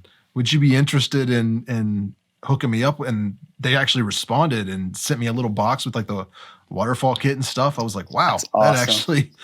So thank you for that. My pleasure. Thanks, ZooMed. Yeah, thank you, ZooMed. Like they did that for me too. It was our Canadian sales rep. I think that's his position. Forgive me, Anis, but Anis Hotek. He's such a really nice guy. I know him personally, and ZooMed's a great company. Really enjoy their products a lot, and they were very generous, and they were excited that I was getting those lizards. And they're from a friend who had received them a few years before they went CITES Appendix 1, which is unfortunate. But so they wanted to, I guess, offer to like, we'll help sponsor, get you some stuff to make that enclosure. I was so flattered. So that's a lot of what went into there, and the filter and everything was provided by them.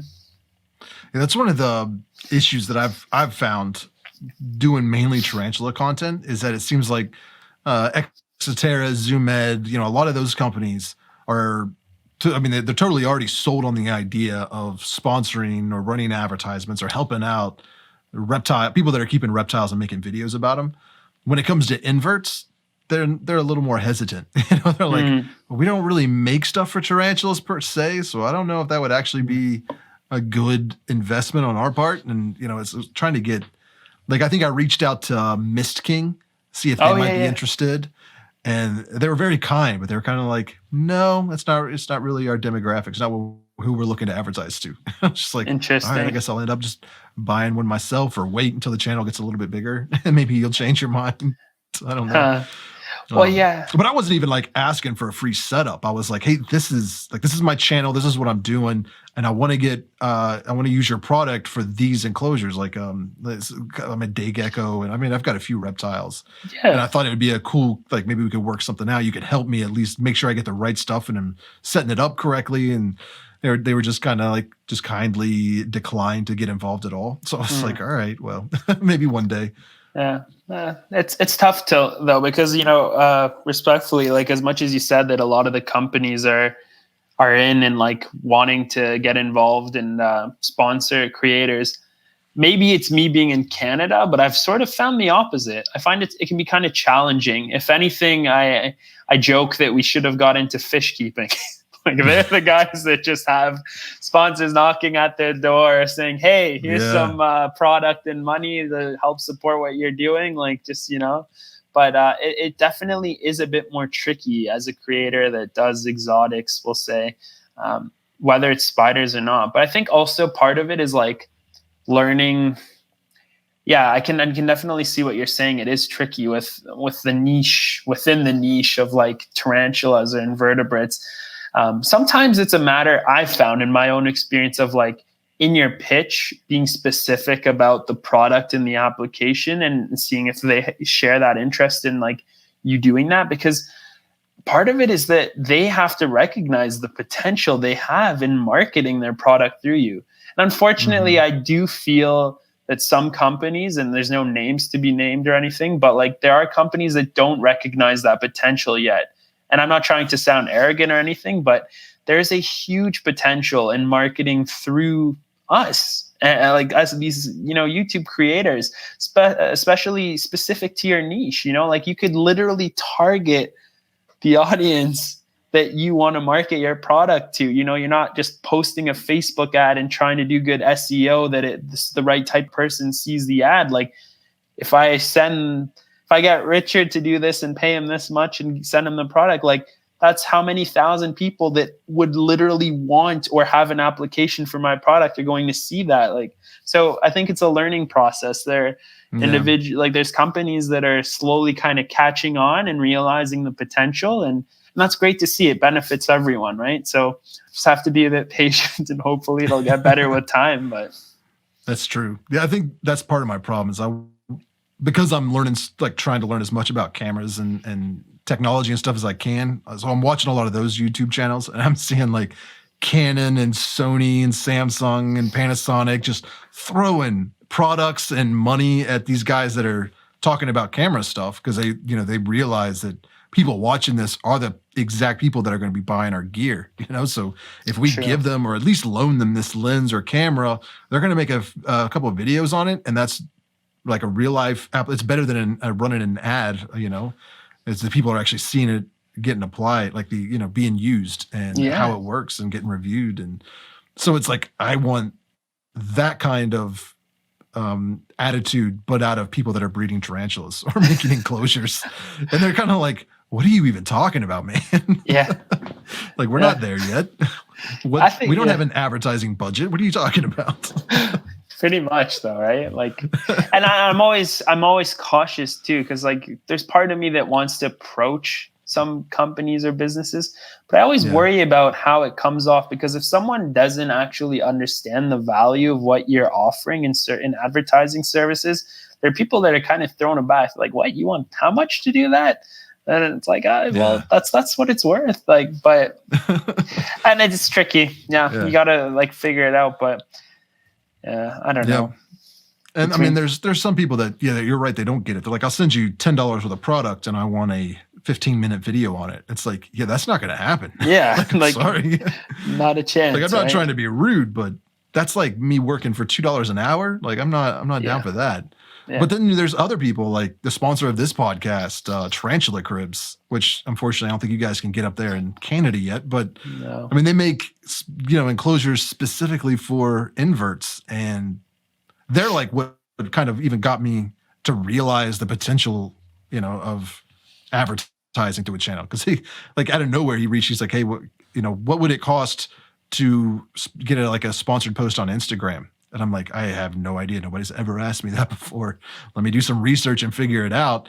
And I came up with a number, and before I even answered, he was like, well, how does this amount sound fair? And I'm like, yeah, that's more than what I was going to ask. So yes, let's do that. And that's developed in them sponsoring this podcast. They run ads in the YouTube channel, and, and it's been really beneficial for me and for them. It kind of helped me be able to go full time with that little bit, because as you can't really count on Google and like ad revenue through there. Like you can, but at any moment it could be gone, or you just people don't respond to your videos for a month, and now you're eating ramen noodles. So there's a little bit gives me a little bit of a safety net. Absolutely. And they also, they work with Tarantula Cat and a few other YouTubers, and I think I can tell because they're constantly sold out on their website. Like, you can't keep stocked. And it's like, so obviously this is working for you, man. Like, so just trying to convince other people of the potential sometimes can be a little difficult. And it sucks because I feel like even just talking about this right now, I feel like I am portraying myself as I only care about the money. And it's like, that's not it at all. Like, no. I was doing this for free for like, more than a year, but it's like, now that it's a full-time job, I at least have to take that into consideration, like I gotta be able to generate, I gotta live.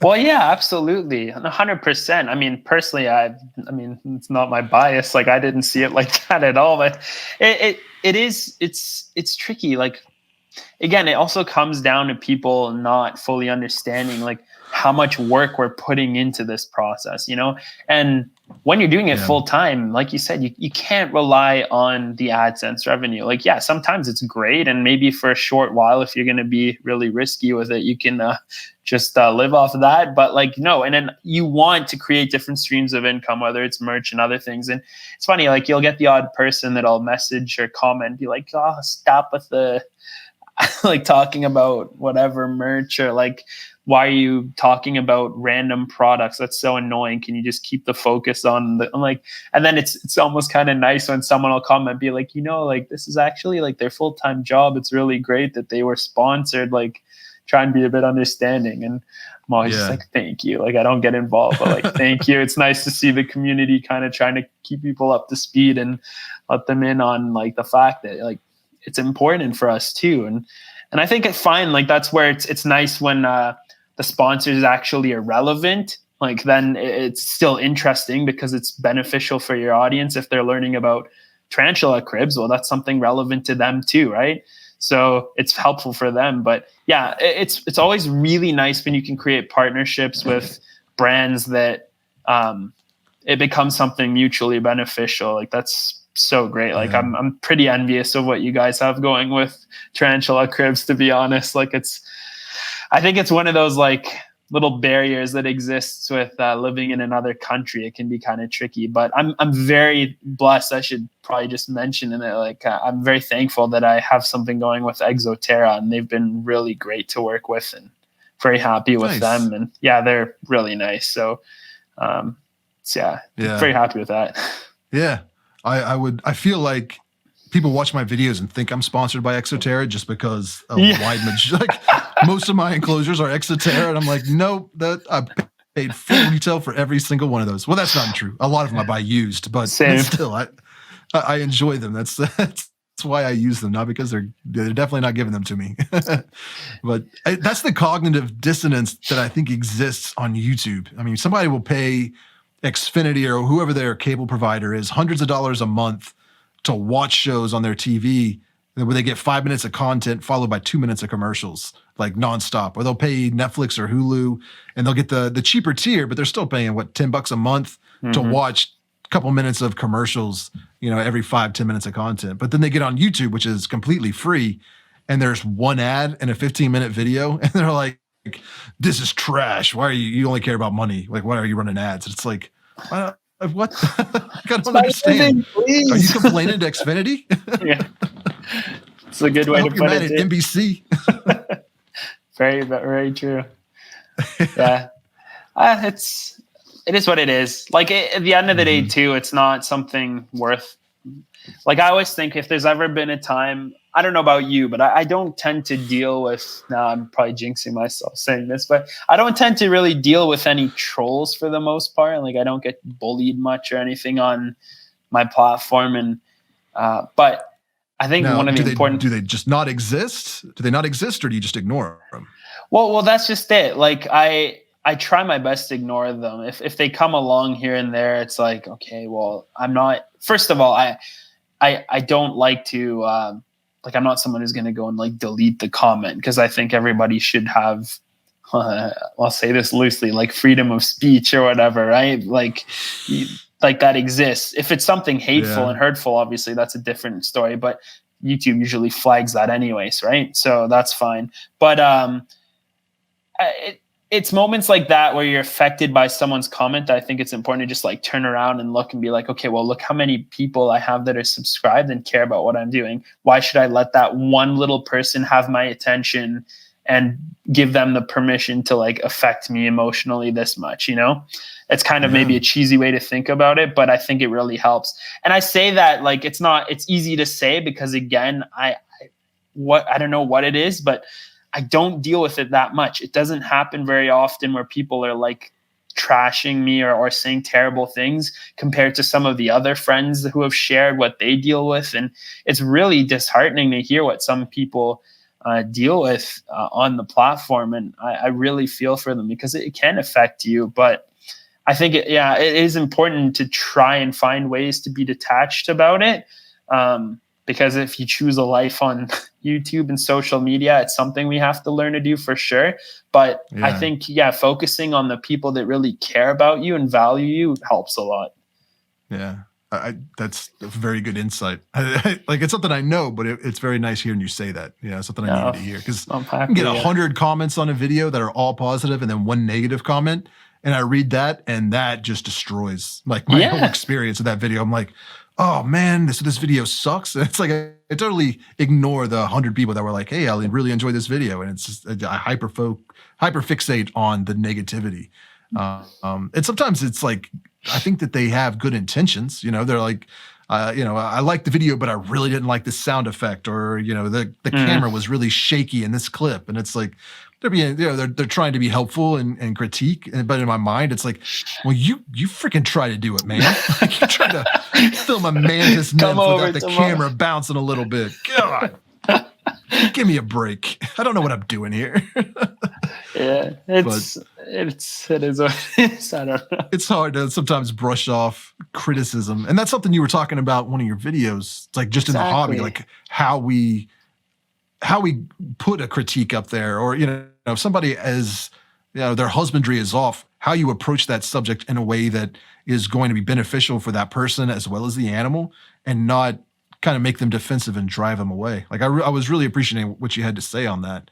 Because I think in the reptile hobby or the invert hobby or just any exotic pet, people get really passionate about how they care for their animals. And, like we mentioned earlier, that sometimes there's multiple ways, there's many paths to the same destination, and not one's not better than the other. They're just different, especially when you're in different countries and you have access to different materials, or like enclosures is a big one in the tarantula hobby. Like, you can see the enclosures that I use, but people in the Philippines, they don't have the access, to Exoterra enclosures, or if they do, they're cost prohibitive. Like they're so freaking expensive to get them shipped over there. So they're using, plastic bins or, whatever they can come across, and not just the Philippines. I mean, that's just because I hear from them the most, but like other countries around the world don't always have access to the same materials, and they'll post a picture online and people get very, just very critical and almost hateful. Like, why are you keeping it? Something like that, without taking anything into consideration other than a picture, just assuming they live next door and have the same income and the same opportunities. And so I really felt like that was what you were saying really was needed to be said. And it's something we should get out more often. Like it's good to help people, but you got to do it in a way that's kind and compassionate and understanding. Not to sound too much like a hippie, but no. And there's nothing wrong with that either. But yeah, like it's no, but it's so true. And the irony for me is that I think at the end of the day, we all mean well. It's just about articulating ourselves. I think if we take even just that second, look at the way you thought about it. You have all this patience, and you took the time to consider different people's realities and accessibility to things, financial situation, etc. If someone even took that much time to think about that before making a comment or whatever behind the keyboard, like it would go a long way, because at the end of the day, I'm sure they mean well because they're motivated by what they see because they care about the animal that person has. And I'm sure that the person who's caring for the animal, in most cases, yes, there are exceptions, but in most cases, they mean well too. So how do you go about sharing your, do we call it advice or constructive criticism, in a way that doesn't offend, or like you mentioned at the start of our conversation, like that you don't want to create a wall or barrier that people put up because they feel that they're being disrespected or offended or whatever. How do you convey that information away? Like, and it was cool because, as I said, I do these like questions of the day. Some people suggested like kind of like, hey, have you thought about this? Or like, this is how I do it. It's like a very warm approach to doing it.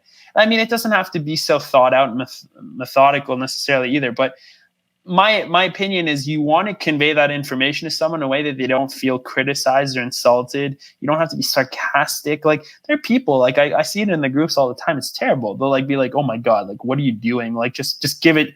Or like their first comment, like someone will show something and it's very clearly wrong in the way they're caring for an animal. And someone will reply and be like, here, like, you should probably just bring that back to where you got it. Like, is that helpful? No. Is that like, you know, gosh forbid that person decides to like leave the group altogether. Now that animal doesn't get the right care and you can't reach that person and help them. So, and we all started from somewhere, and I want to tread carefully because obviously I'm not saying it's okay to make so many mistakes at the expense of the animal. We have a responsibility in knowing what we're doing ahead of time too. And I understand that can be frustrating for some people that, you know, you're on a forum or a Facebook group and someone like says, I got this animal, what should I keep it in? Like, that's frustrating for sure. Like, there are situations that can be challenging, but at the end of the day, even then, strive to have that patience. Like, okay, so that started like this, not the best start, but how can we support this person to get back on the right track, you know? Exactly. And I think that goes such a long way in creating more unity in the community we're just going to have a much more productive, not productive. What am I trying to say? Like just the way the community will advance and do better. Like it'll be helpful because there is a lot of disconnect, and I don't want to sound negative. Like I think overall it's better than worse, but I do see a lot of like bullying and picking on other people. I don't know if it's just like a competition of who does things better, but it can be tricky to navigate. Every little step we can do to be encouraging to each other, it goes a long way. Yeah. I mean, something I've learned in life, at least when it's coming to like criticizing people, is keeping it on myself. You know, like instead of telling you what you should do, I'm going to tell you what I do and why I do it that way. You know, and then it's up to you to kind of like, am I going to take that and apply it to my situation? Because even if they don't, it's not like I'm telling them, hey, you have to do this. You have to keep your tarantula in this type of enclosure with this type of substrate. Because I mean, if you just started, you can't really, you can't. What's the right word? We're both losing words today. That's okay. You can't transmit tone very well through text. You know, like on a message board. So I could type it out in a way that I feel like is helpful, but they're going to read it from a defensive point of view and feel attacked and then respond. Then I'm going to feel attacked. And then next thing you know, it's a thread with 100 comments and people watching and laughing. And it devolves into insanity real quick. And that's one thing we try to do with my Facebook group. And I can't take credit for it at all. Like that was when I started the Facebook group, it was a goal to be a beginner friendly space. Like, I mean, I don't want to say a safe space, but you know, like somewhere where somebody could come in and make mistakes or ask questions that are beginner questions and not get dogpiled on by, you know, people just being trolls. And then it just has grown to the point that, I mean, I can't keep up with it at all and have like a whole team of people that volunteer their time to admin and moderate and do that. But that's one of our main goals is like, we are more concerned about how you treat people and how you go about conveying advice than who you are or what you know. You know, like you could be an expert biologist, and if you're trolling people and being rude, we're going to kick you out of the group. Not because we don't appreciate your knowledge, but because you don't have the social ability to say it in a way that's positive or helpful. And you know, I get a lot of people that are upset, like, well, you're censoring me and, you know, freedom of speech and I should be allowed to say whatever I want. And it's like, start your own group and say whatever the hell you want, man. But if you're in this group, you're going to be nice to people. Like that's the main rule is be nice to everybody else. Yeah. You know, if you want to help, but don't tell me you want to help people and then are rude to them and you know, just being an ass about how you're telling them how to do the right thing. Like that's not helpful.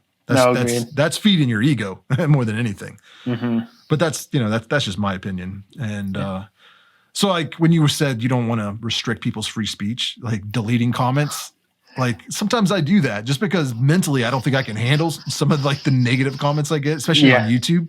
So I'll do that. I don't think it's technically called shadow banning, but where you hide the user from the channel, so they can still comment all they want. I just don't have to see it.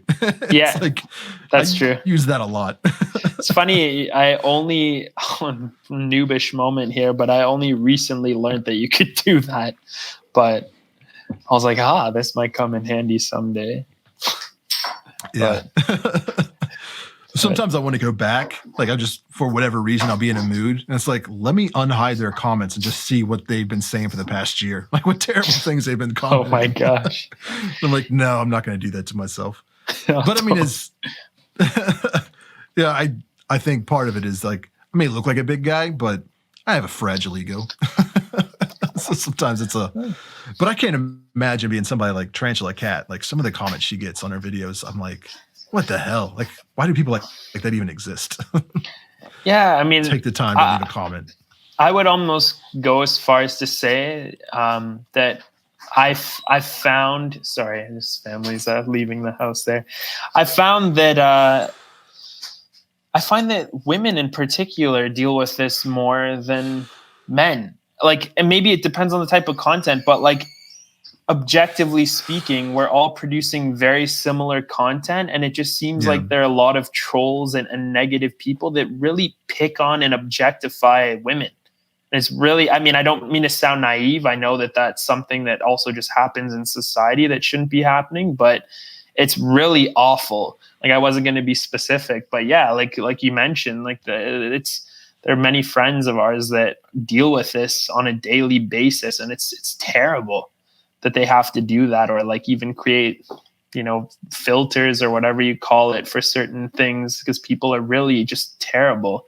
I don't know what compels people to just like get on the internet and just start trying to bully people. It's really messed up, but I commend them for their strength, because it's not something I've had to deal with in the same way. And to be able to just still, go about what you love and not be overly affected by those remarks takes a lot, I'd say. Yeah.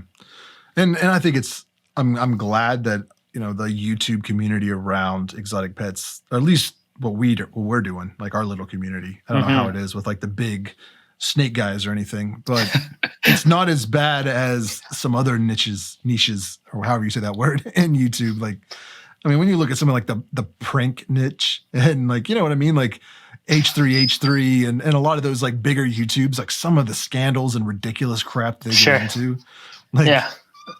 Like my mom knows absolutely nothing about YouTube. She does not understand how I am doing this as a job. Like she just like, he films tarantulas and makes money. And people are like, what?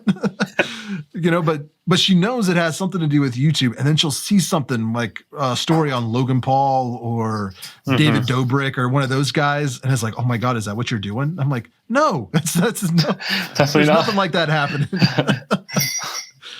But yeah, so they can give the whole platform a bad name, but it's some people don't know, and that's how it is. But so do you have any other like new videos coming out? Anything exciting happening you want to kind of let people know about in the near future? Can you give us a sneak peek? Let me think. Well, I'll say I've been finally, and I say this like with a big grain of salt, but I know one thing I've been asked to do for quite some time, and I just haven't wanted to do for a while. I've been putting it off, is like an actual, like, I guess, reptile room tour, you could say, or like a proper collection tour. And I don't even like to use that word really, because they're not just like trading cards, they're living beings, but whatever. I don't want to be too nitpicky. Like a proper reptile room tour. And like I said, I've been putting it off just because like there are a bunch of enclosure projects I'd like to have done for that video. I know a lot of people they'll like do a monthly reptile room tour. So I could be doing something like that, but it's, I'd prefer to do it just like when everything's set up and ready to roll, if that makes sense. It does. Yeah. Yeah, and those are sometimes some of the most difficult type of videos to do, just because I think it'd be really long and it takes a lot of time. And yeah, I think I've done it twice, and I'm not looking forward to doing it again. It's like maybe next time I move everything around, we'll do it one more time. But yeah, I was really impressed with your satanic leaf geckos. Is that the right common name? Yeah, the satanic leaf-tail geckos. Yeah, those were very cool. They're really cool animals. There's a lot of reptiles I'm not really into, but I just have a soft spot for geckos. And like I only have a couple of leopard geckos and a giant day gecko, but I've really wanted to get what are they, gargoyle? Is that what it is? The gargoyle geckos? Yeah. And the Chinese cave geckos. Those are super cool too. I was like, those two, I'll get those two, and then that'll be it. And then I saw that video on the satanic leaf one. I was like, okay, that one's pretty awesome too. They're really cool. They can be a little bit delicate, and that's like part of the thing I share with them. But they just like a lot cooler temperatures is one of the main things. But yeah, they look incredible. They're very, very interesting looking animals. Yeah, and that's kind of that's the roller coaster that I went on watching that video. It was like, wow, that looks really awesome. I totally would love to have one of those in my collection. And then I saw how delicate they are and how much, effort their husbandry is, and especially compared to tarantulas or scorpions. It's like, I don't know if I'm up for that level of commitment.